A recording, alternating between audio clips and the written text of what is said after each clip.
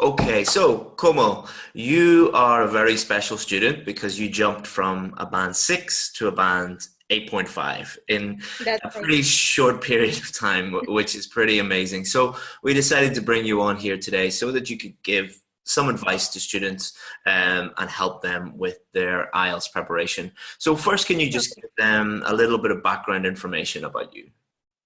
Okay. I'm Komal. I'm from India, and I'm basically a lawyer.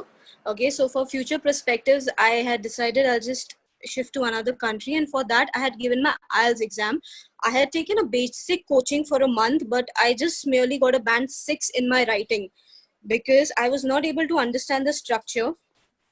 I didn't know, though vocabulary and everything was not a problem for me, but then again I didn't know how to apply my thoughts and write it in a structure which is specially required for IELTS.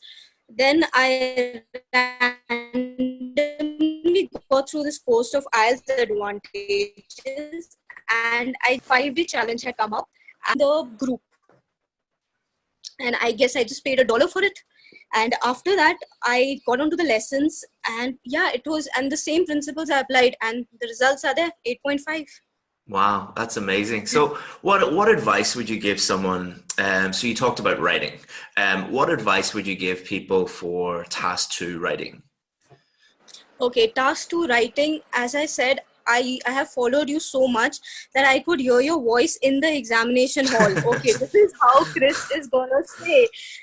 Don't go in for brainstorming. That is again in your language bullshit, and trust me, it is bullshit. Okay, and just keep your thoughts focused and really keep it simple.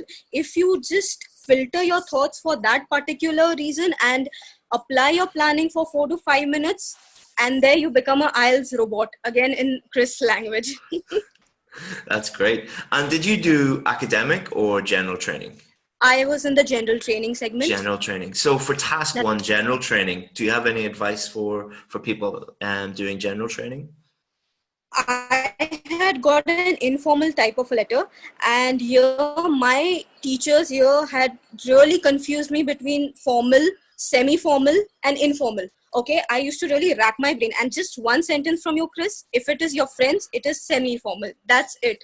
That made it so simple for me, and as if I first of all addressed all the points one by one.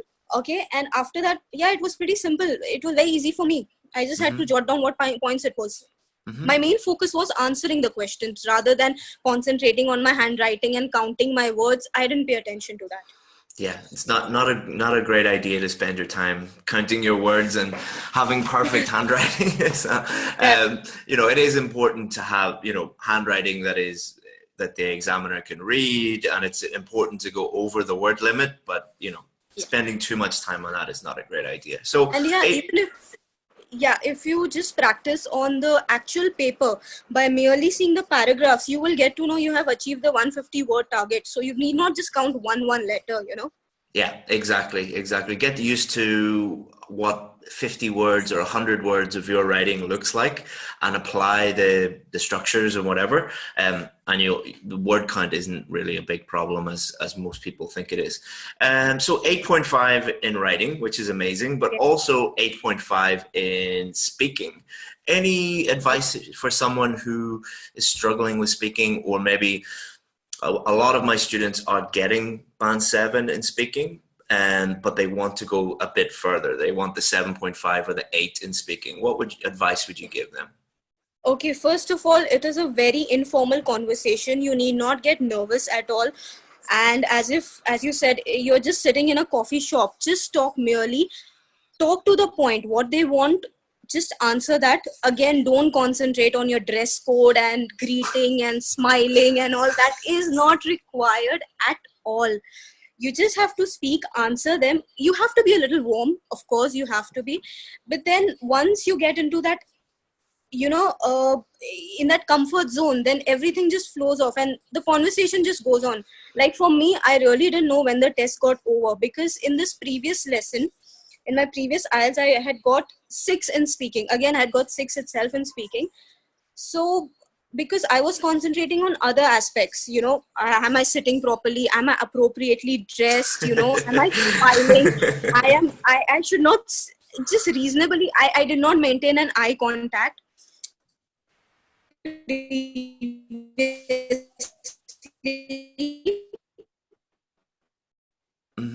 Okay, I think we have lost you for a couple of seconds there, but hopefully you'll come back. There seems to be a problem with your internet, but no problem at all. But that is a very, very good advice But now I was about. shows your politeness. Now Yep, great. I get Sorry, we had some problems with the internet, but it's no problem. Yeah, yeah, as you said, like a lot of people focus on things that do not matter in the speaking test, like dress code, greeting the examiner, like eye contact, hand gestures, like none of that matters. It's not grammar, matter. vocabulary, pronunciation, fluency. Those are the four things you need to worry about. So that is great advice. And also the best piece of advice that you just gave was just, treat the examiner like you're talking to a real person, like you would speak to a colleague or a classmate or a friend, not talking to them like they are Yes.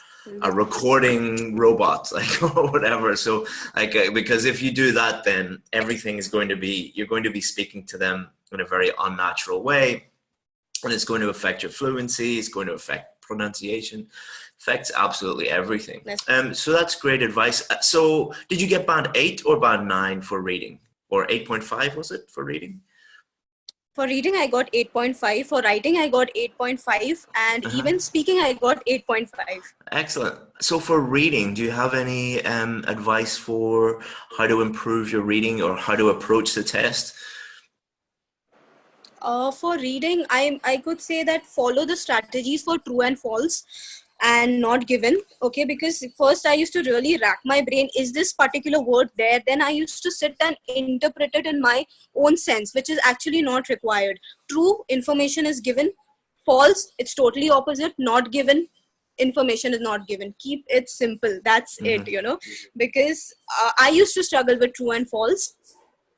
And yeah, for the last paragraph, I advise at least keep 25 minutes, because that consists of questions 28 to 40, and that is one of the most difficult ones. So if you could, instead of segregating your three segments into 20 minutes, 20 minutes, 20 minutes, just speed up a little for the first two sections, because they tend to be a little easier. For the Hmm. last section, yeah, just keep at least 25 minutes. 30 will be Hmm. very good enough. Yeah, I think that's good advice, but I'd also say to students, don't do the first two parts so quickly that you don't focus on them, because what we want to do is be 100% in the first section and like nearly 100%. Well, you probably got 100% in the second section, and then do as best as you can in the last section. Like we really want to bank those easy ones. So I've spoken to other students this week, and they said my teacher told me to do the third part first and spend like 30 minutes on that. I was like, well, then you might not Uh, be, that you I might not leave enough time to really focus No, on the I easy will tell you, questions. Like, Chris. I'm interrupting. I'm sorry. no I problem, did no apply problem. that. Yeah, I did apply that strategy, and I got 6 in my reading. I Okay. did attempt the last one. Hmm. Okay, and I was so exhausted and drained in the last one. Apart from that, I had the pressure. What if I didn't complete my two? Actually, the first two ones are more scoring. Okay, so avoid that strategy of applying the last one. Yeah. That is a disaster. Yeah, it's kind of like we call it low hanging fruit. Like take the low hanging fruit first, take the easy stuff first, and then get the more difficult stuff then. So that's excellent advice. Thank you very much. Any just general advice about IELTS preparation? So for someone to go from 6 to 8.5, you Yeah. obviously did something very, very special. Yeah. How would you what would you advise just for general preparation for students? Okay, first of all, if you're following one particular mentor, just follow that mentor. Okay, for me, it was you, Chris. I just followed you blindly. Okay, without raising any question, without being any critic. I was sitting at home only. I didn't go for any classes, nothing. I just did your challenges very religiously. Okay, and I memorized all the structures for the 5 different type of essays. Hmm. Okay, once I knew the structures, because these what they're asking is basic knowledge. So it's just like fill in the blanks for you. Once you know the structure, you just have to fill in the, you have to just. Okay, great. Excellent. Thank you very much for that advice. And what are you going to do now with your 8.5? What would you do in the future?